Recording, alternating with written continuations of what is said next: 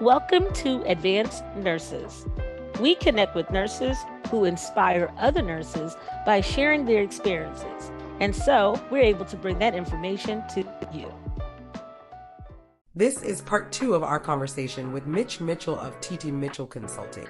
But I wanted to ask you a question now. What do you do in situations where there is maybe some issues around diversity, lack of diversity, and issues around inclusivity? And I say that because I find that there's one aspect of business as usual or business issues or common business issues that I feel like everyone within healthcare can relate to some degree. And it's kind of like the business of healthcare, the usual business of healthcare.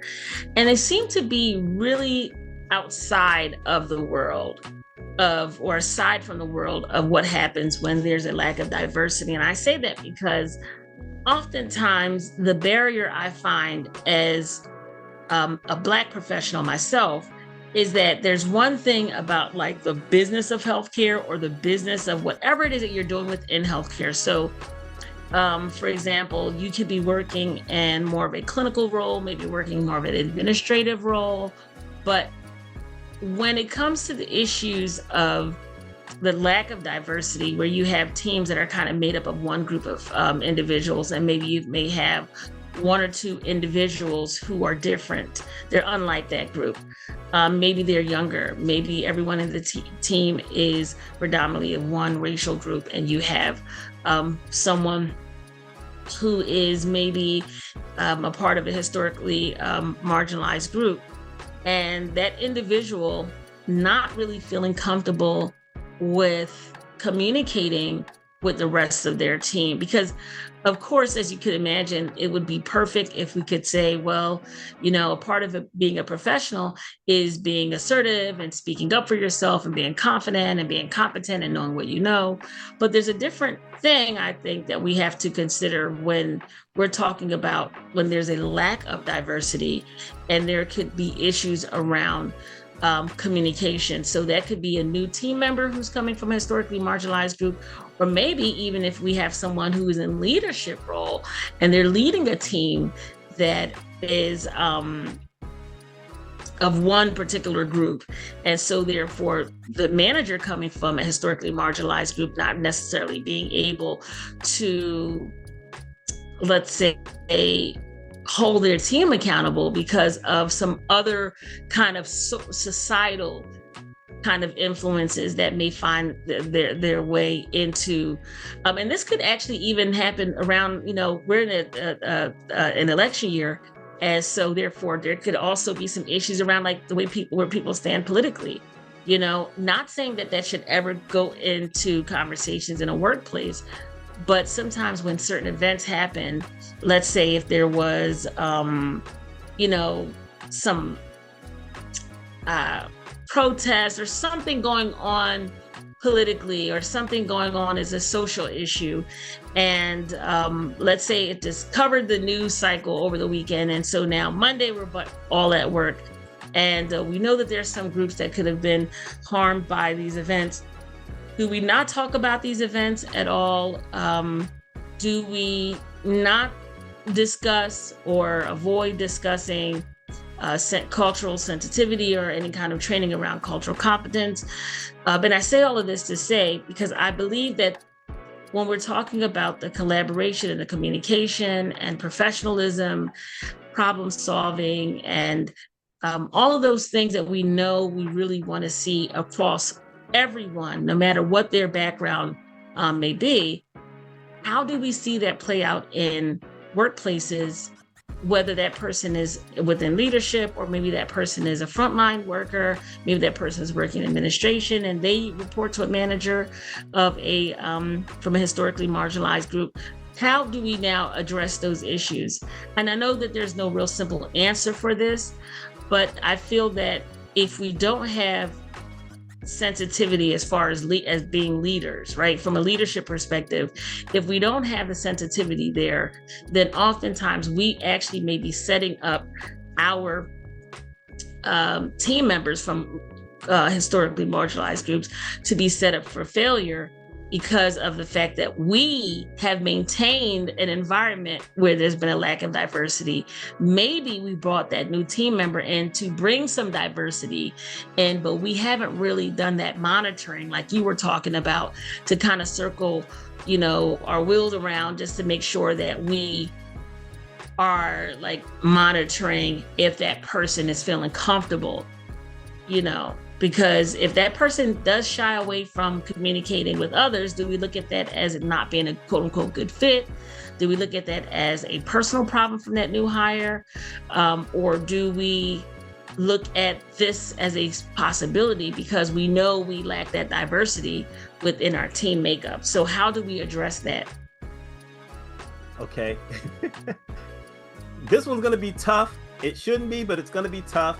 And I'll explain why. So my first foray working in the hospital was working in outpatient billing department. And it turns out that I was the first minority they had ever hired in that department. I was only the second male. So, I already got 2 strikes against me. And initially I didn't know, I'd never worked on a computer. I knew nothing about computers. So it took a while for me to learn that. Basically 2 weeks. Then I figured it out. But then I got promoted. Still the only minority in the business office. And then I saw a couple who worked in other departments, mainly clinical. There were a couple of nurses. But like I said, this hospital had 640 beds. There was not a lot of representation, but this was back in the 1980s. And of all things, I guess I got a reputation that people liked the work I did and I was trusted. And so they had me go in to do certain other things. And I knew, okay, I'm the token minority for certain stuff.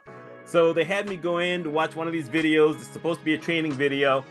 And it was mainly white people who were, the actors in the video. But every time there was this one black guy they had in there, they started playing this kind of funky music. And he had this way he walked and he wore one of those funny hats. And when the thing was over, I said, okay, that's the most insulting thing. I just blurted it out. And they didn't get it. I said, did anyone notice the music changed when this guy came in? Did he have to walk like that? What is this? What's this deal? And upper management actually liked that I said that. The people who did the video didn't like it, but they didn't work in the hospital. They didn't like that I said it. And they took it to everyone else. And I said, no, it's insulting. That's a shame. But I had the nerve to do that. But in general, there weren't a lot of minorities there. So they probably didn't even think, maybe they didn't even know the people who, did the video didn't work in the hospital. Maybe they didn't know that there were any minorities there. I'm probably shocked them when I came in to watch it and it didn't, do anything to them. Anyway, that was the first one. The second job I had, I was the only minority working there. So, there was nothing to do. The third job I had, it was a bigger hospital. Well, it wasn't as big as the first hospital I worked at, but it was still, we had 250 beds and it was in a military city, but I was the only minority there for the first year. There's just nothing I can do except show everybody I'm competent. I didn't know if they had any preconceived notions or whatever, but things started coming around. And by the time that I left, there were 2 more minorities working there. Now, that's not really a bunch, but at that time I said, okay, at least they gave a couple of other people an opportunity to work here. One of those was in management. Then the 4th hospital I worked at is the small hospital I told you about with 54 beds. And the thing about that one is that I was there 3 weeks, and then they had a TV that was on in the lounge area where, people would come in with patients to have certain things done. They had the TV on. It was on Court TV. Court TV was a new thing, and they were showing the O.J. Simpson trial. And they had it on that channel the one day where, they announced the decision. And I went out because I didn't pay a ton of attention to it before, but now I see this thing. They named him not guilty, and I couldn't stop myself. I cheered. and one other person cheered, and I'm sure there were a lot of people who were staring at, why would they do that? Well, that was just one of those kind of things. I didn't know that was going to come out of me. I hadn't really thought about it before, but I cheered. And their reaction overall, if anyone was shocked by it, they didn't say anything. But at that hospital, eventually I started making changes, not just in my own department, but in other departments, where I used to say, look, we have a bunch of migrants in this town. There's like 10, 15% of migrants. They come in this area, they pick apples. We don't have a single person who speaks Spanish in this area. So if any of them come to the hospital, you're calling Rochester to talk to someone on the phone. How come we don't have someone else here?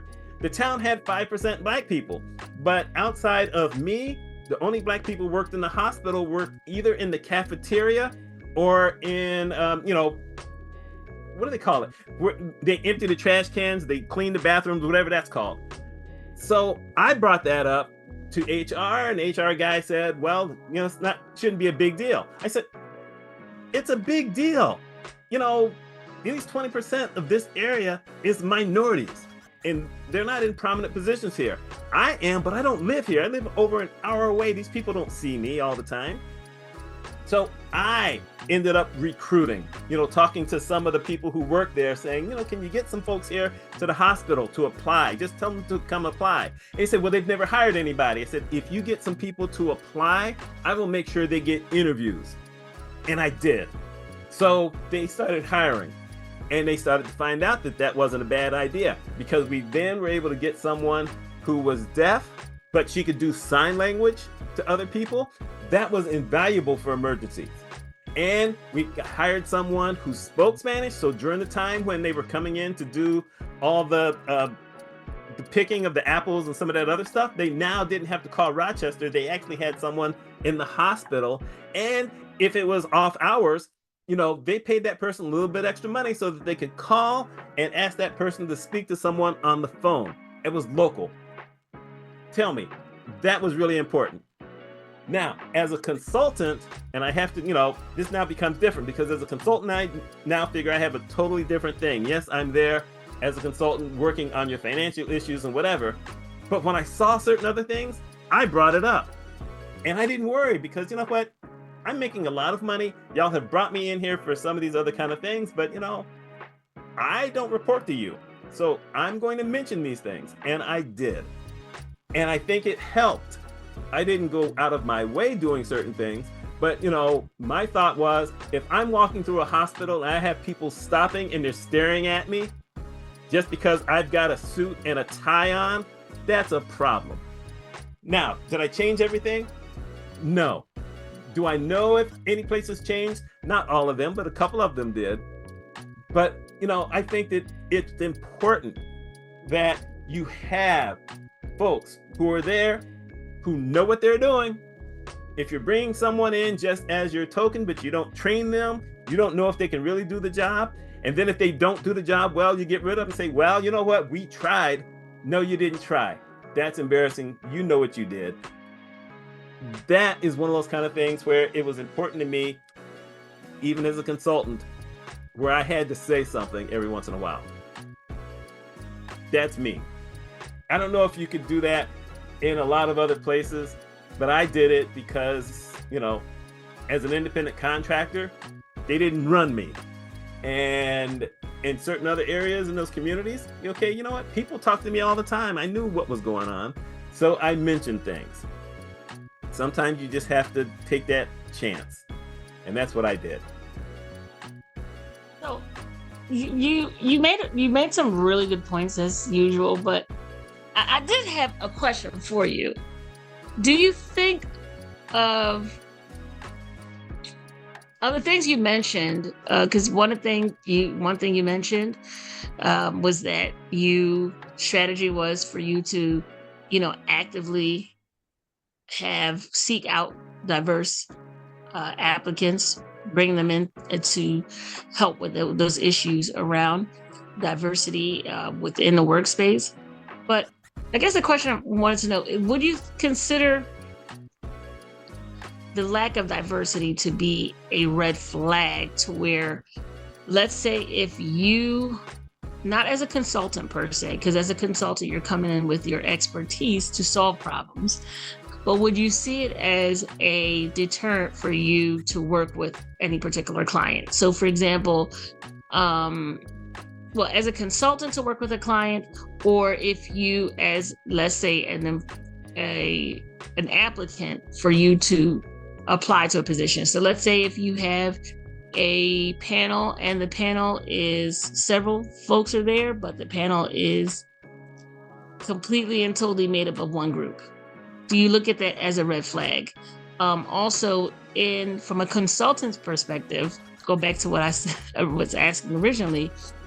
How do you see that? Because I've seen it before where I've seen companies actually with a Black CEO, Black CFO, and pretty much everybody else was white. And I think, honestly, I felt like this company was really concerned. So their chief strategy officer was a white woman. And it seemed as though they were really concerned about having too many Black folks there. So they had a manager who led the data analyst team, and they had a Black woman as the head of HR.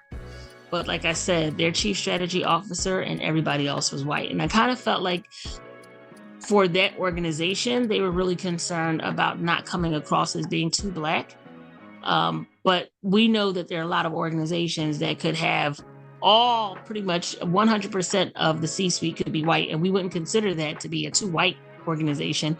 And in most cases, we probably look at that as expected. But in cases where, like I was asking, where you are looking for that diversity and you're not looking at that as being normal or something that you want to accept as normal, would you look at that as a deterrent to work with a client, or would you look at that as a deterrent to work for a company if you are seeing that kind of makeup in the organization or even in the interview? No. Okay. Okay. Now, please elaborate. I'm going to. Understand though, I'm older. So when I was first in healthcare, I was in my 20s. I'm now in my 60s. And when I got other management leadership positions or, director positions, I was in my 30s. But this was still, the 90s. And I went into places where I had interviews and everybody was white. But I also knew what I knew. And I knew that because I'd had the first experience at a hospital where I got to do a bunch of things.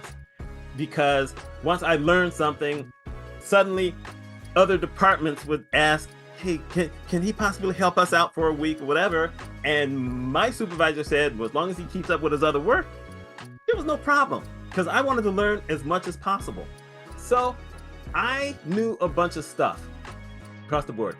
So when I went to have these interviews at other places, and I know that they interviewed other people, they hadn't seen what I looked like, but I gave recommendations or gave them recommendations that people, who I knew said, use me as someone, I will give you a good recommendation. So when I went there, yes, I'm the only minority, but they've got recommendations from other people. They would call those people. Those people say, Mitch knows a lot.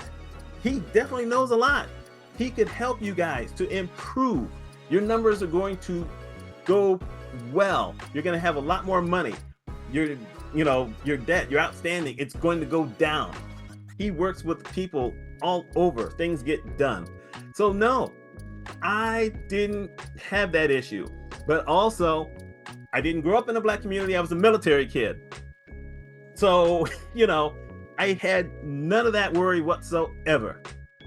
I got the job at the first hospital because I had to go to an employment agency and I had to take a test. And on the test I took, I scored perfect on the math. And at the time I typed 62 words a minute. I only had to type 35. So when they had no reason not to hire me. Yes, I didn't have the experience, but a lot of the people early on didn't have medical billing experience. So, it was just the qualifications. I never thought about it in anything else. And when I was a consultant, maybe the day when I walked into a place as a consultant, except for one place, maybe they jumped a little bit, facetious. You always know that little shot, like, oh, I didn't know he was that. You've seen that in your face or someone else's face. But I showed that I knew what I was doing. I showed some of them, a lot of them, I hate to say, but I showed them that I knew stuff they didn't know. And they also knew I wasn't an employee. And yes, it's possible I may make some of them look bad, but that's not my problem. And I'm not going to be here forever. So if you look bad for a short period of time, you know what? That's not my problem.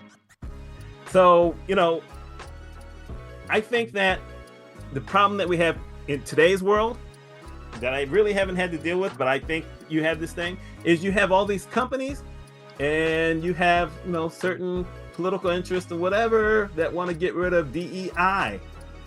And I think that's a bad thing, getting rid of it. Of course, I would. Because then that assumption is, we've been made to hire people who didn't have the education to do the job, and then they've been bad at it. And we know that's not always true. We know it is true at times, because sometimes the best way to sit there and say, see, it didn't work out. You wanted us to do this. It didn't work out because they hired someone who didn't have the skills. And if they don't care about the business they're working at enough to bring in someone who's intelligent enough to learn something, you know what? That's on you. But I think that, you just can't eliminate the diversity thing. I mean, go back further, to Ari, before us. There's a lot of businesses didn't want women coming in. They didn't care whether they were white, black, Hispanic, whatever. They didn't want any women there. And look how that worked out. So, I think that it's an issue that is still going to be a big deal. And we have to hope that all these companies that are deleting it because they're worried about what the people outside of us are going to say. If I'm a gas company and I'm worried, well, if they find out we have a DEI, they may not work with me. And I just use oil company as an example because that's not going to help. But, if you have those businesses like that, if you have business like Target or, grocery stores or whatever, and that's their problem, I think it's terrible. There's really nothing you can do about it, especially at this time right now, except go in and be the best you can. And eventually, as long as you're not in your 40s, I'll say that, if you're not in your 40s or older, you've still got a good shot at getting that job. Well, I'm going to say one thing here, and thank you for that response. But there's something you said that really struck me when you mentioned about how well you performed. And I think that there is a lot to say about that as far as performance. You said you performed well on the math section when you were newly hired at a company where you were one of the only minorities, if not the only minority person there. And so I think for some people, the concern is that very thing. The fact that you had to perform so high, right? That you were a high performer, coming in with skills, and in many cases, we show up in places as far as like Black individuals showing up in the places where we are minorities, we may represent we're underrepresented, in those spaces, but we are in those spaces with the education, we, highly credentialed, highly, with the advanced degrees, we showing up with the overperforming on the assessments. And so what I found a lot is that when we're looking at our counterparts who may not necessarily have to perform that way, they may not have to come in with those high numbers. But still, they're very much given an opportunity to learn the role and to be given the opportunity to be successful. And, if if it doesn't work out, it doesn't work out. But it's never really about simply that the person did not perform. I think I'm saying that just because I find that when we talk about like assessments and performance, I find that to also be a great way of gatekeeping. So that I know, like, for example, within CDI and coding, for example, a lot of roles will have like a pre-assessment, but for obvious reasons, some cases it's because they don't want to share the answers with you so they can use it for other applicants, understandably, but you won't even get your results back. And so therefore you don't get your results back. You don't know how you performed, but you just get a message that you were not selected and you didn't pass your test or whatever the case is. And it always kind of, at least for my clientele, many of them question, I don't even know if this had anything to do with my performance on that exam. I'm wondering if that really has something to do with the fact they just didn't, when they turn on that Zoom camera, when they turn on that ring, when they turn on whatever, Skype, whatever they're using, Teams, and they seen me as the applicant, they just pretty much gave me the assessment as a formality, but probably knew from the beginning that they were not going to select me. And so I think that's, and I mean, again, all of that is just a bunch of speculation because you never know on the other side why the decision was made not to go with you or not. But I'm just saying, I just find that oftentimes, because we know that people will be more inclined to understand or give a chance to someone who looks like them in spaces where we have that lack of diversity, it's really hard to sell yourself if there's nothing else you have in common with that person who's interviewing you or the hiring manager, whomever is, making that final decision to bring you onto that team. If you don't have anything in common with them and the only thing that they're using is the performance of this assessment, then therefore I feel like it puts you at a disadvantage as a Black person now interviewing for a position where maybe everyone is white, for example, and now it's just that the result of that assessment that you may not even get the result of. You may not even get to see like how you actually performed on the test, or on the assessment or whatever, but they use that to be the factor to make the decision to say, well, we couldn't bring you on. And of course, like I said, it's hard to sell yourself when you don't feel like you can connect with that hiring manager. Yeah, let me say this though. And I got to say this. For the first job that I told you about, I took the test at the employment agency. I scored high. The employment agency then contacted the hospital. So the hospital had no idea. I didn't have to take a test for the hospital. All they saw is they were looking for someone who had these certain skills. And my certain skills were, okay, he's good at math. I mean, he aced the math test. Probably beat a whole lot of people who got that position beforehand. And he typed 62 words a minute. That's back when you're using regular typewriters. Most people, that was one of those kind of things where, if they can type, 35 words a minute, that's pretty good. That's what we need for billing. I crashed that. So, matter of fact, they hired me 2 days after. So the first day I passed the test. The second I got called, said they want to meet me. I go in there, I talk to them. They hired me, the next day. So it was only 2 days before they hired me. Sometimes that's just how it has to be. That's how it was back then. They didn't look to see whether I was Black or not. They just saw someone had some skills and said, hey, we need that because we need to get these bills out. We need to do all this other kind of stuff. That's the first thing.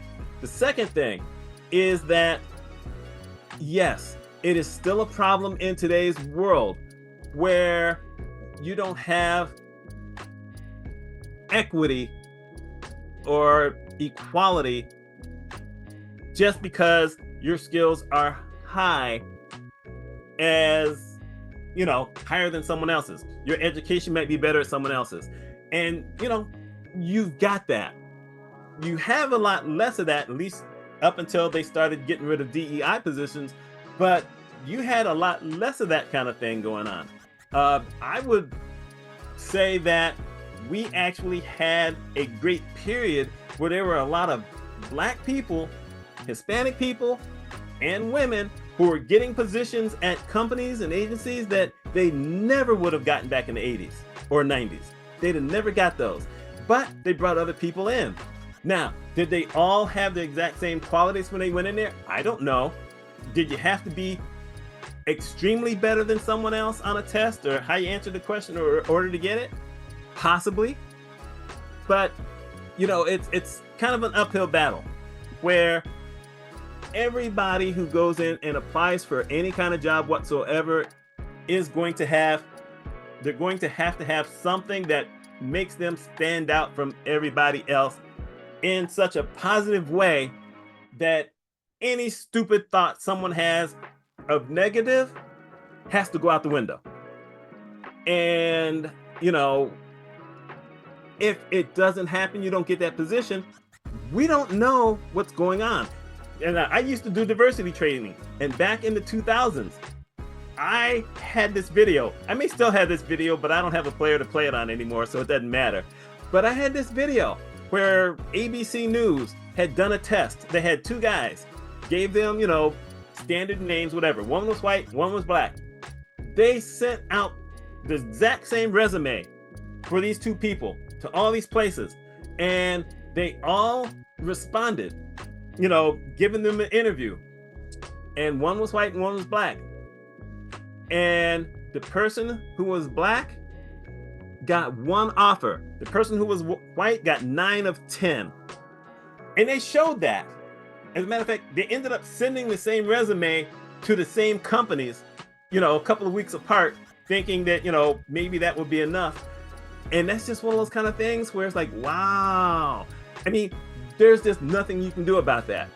You know, the news people went in, they talked to them, you know, it was on TV and they had this thing, whatever.